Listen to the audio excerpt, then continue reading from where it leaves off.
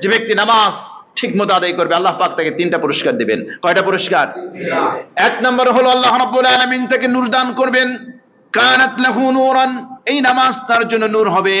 এজন্য দেখবেন অনেক কালো মানুষ আছে 5 ওয়াক্ত নামাজ বা জামাত আদায় করে, ওই কালো চেহারার মধ্যে নূর ঢেলে দেন কে? আল্লাহ। আবার অনেক ভালো মানুষ, সুন্দর মানুষ, কিন্তু নামাজ পড়ে না, ওর চেহারার মধ্যে নূর নাই। এটা রাসূলের কথা।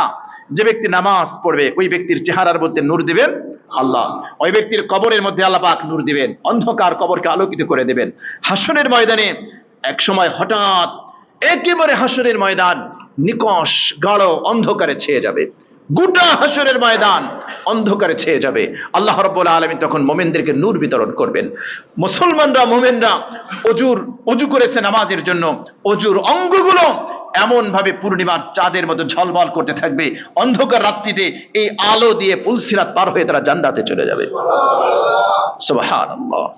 যারা নামাজ পড়বে 1 নম্বর পুরস্কার হলো কারাত লাহু নূরান, আল্লাহ রাব্বুল আলামিন তাকে নূর দান করবেন।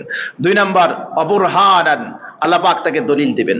আপনি যে মুসলমান, আপনি যে মুমিন, কিয়ামতের দিবসে আপনার জন্য সবচেয়ে বড় দলিল হলো নামাজ। সবচেয়ে বড় দলিল হলো নামাজ।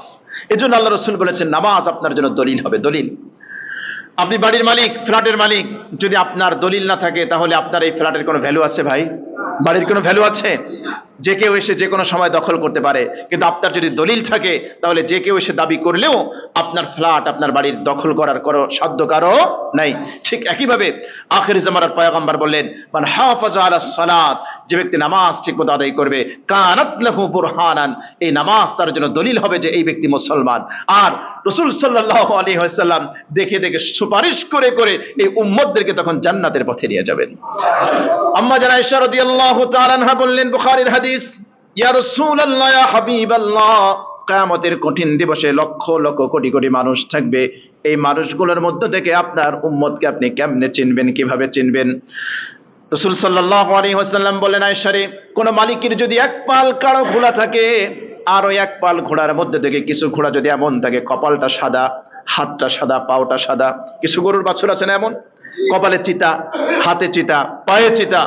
রাসূল সাল্লাল্লাহু আলাইহি ওয়াসাল্লাম চমৎকার উদাহরণ দিয়ে বোঝালেন, আয়েশা রে, কিয়ামতের দিবসে লক্ষ লক্ষ কোটি কোটি মানুষের মধ্যে থেকে আমার উম্মতকে আমি চিনতে পারবো। আমার উম্মত অজু করে নামাজ পড়েছে, কিয়ামতের দিবসে অজুর অঙ্গগুলো পূর্ণিমার চাঁদের মতো ঝলমল করতে থাকবে। আমি দেখে দেখে বুঝবো এটা আমার উম্মত, আমি সুপারিশ করে করে জান্নাতে পাঠাবো। সুবহানাল্লাহ, সুবহানাল্লাহ, সুবহানাল্লাহ। এই জন্য নামাজের কোনো বিকল্প নাই। অবুরহানান, নামাজ আমাদের জন্য দলিল হবে।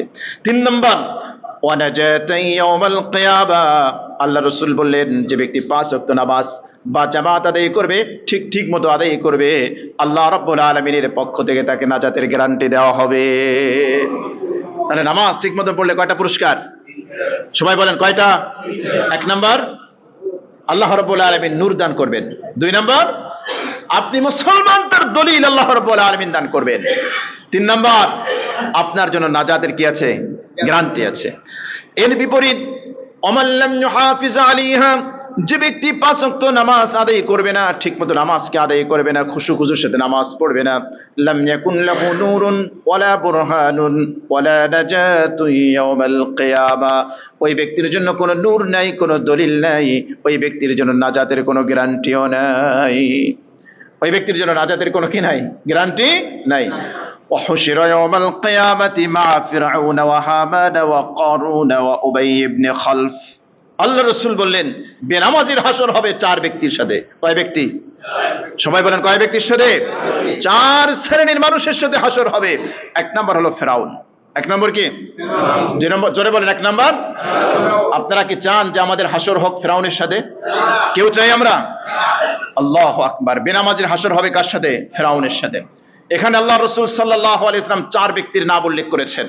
আসলে 4 ব্যক্তি বোঝানোর উদ্দেশ্য নয়, 4 শ্রেণীর মানুষ বোঝানোর উদ্দেশ্য। অনেক মুমিন, অনেক মুসলমান আছে নামাজের কথা বললে অনেক সময় খোঁড়া অজুহাত দেয়। দেয় কি দেয় না? কেউ রাষ্ট্রীয় কাজের উদাহরণ দেয়, কেউ চাকরি বাকরির উদাহরণ দেয়, কেউ ব্যবসা বাণিজ্যের কি দেয়? উদাহরণ দেয়। ফেরাউনের কি রাষ্ট্র ছিল না? কথা কয় না। ফেরাউন রাষ্ট্র পরিচালনা করেছে না? এজন্য রাষ্ট্রীয় কাজের দোহাই দিয়ে যদি কেউ নামাজ পরিত্যাগ করে তার হাসর হবে কার সাথে? ফেরাউনের সাথে। আল্লাহু আকবার। রাসূলের প্রত্যেকটা কথা যদি চিন্তা করেন। 2 নাম্বার, হামান। হামান কে ছিল? কার মন্ত্রী? ফেরাউনের মন্ত্রী ছিল। সুতরাং আপনি চাকরির দোহাই দিয়ে বলবেন এসে যে হুজুর চাকরি করি তো নামাজ পড়ার সুযোগ নাই, আল-ইয়াযু বিল্লাহ। অনেকে মাসলা জিজ্ঞেস করতে আসে, হুজুর চাকরি এমন ভাবে করতে হয় ওইখানে নামাজ পড়ার তো সুযোগ নেই, এখন কি করব? আমার জন্য কোনো অপশন আছে কিনা? তো আমরা আর কি বলবো?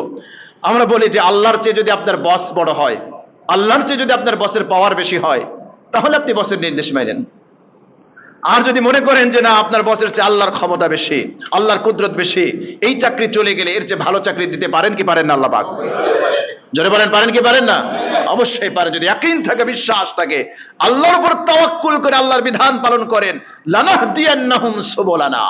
কোরআনের ঘোষণা হলো, ও আমার বান্দারা আমার পথে চলো, আমি রব্বুল আলামিন তোমাকে বহু পথের সন্ধান দিয়ে দেব। ঘোষণাকার? জোরে বলেন, ঘোষণাকার? সুতরাং যারা চাকরির অজুহাত দিয়ে যারা নামাজ পরিত্যাগ করবে তার হাসর হবে হামানের সাথে। কার সাথে হবে? হামানের সাথে। আরেকজনের নাম আল্লাহ রাসূল বললেন কারুন। চিনেন আপনারা? কে ছিল? অনেক ধনী।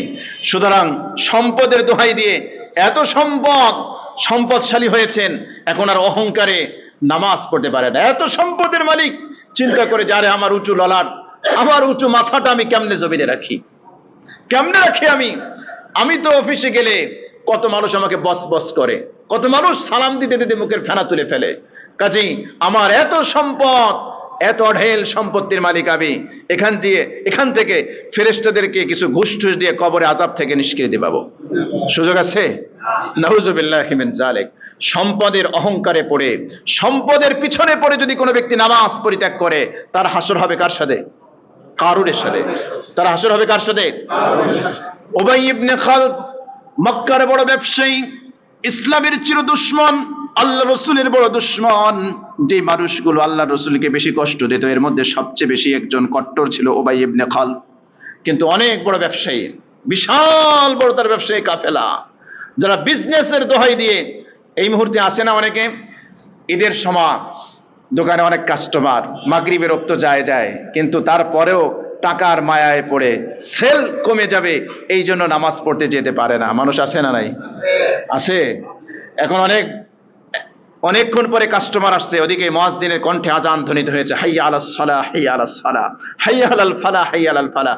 চিন্তা করতেছে এই মুহূর্তে যদি নামাজে চলে যায় তাহলে কাস্টমার চলে যাবে। কি করব?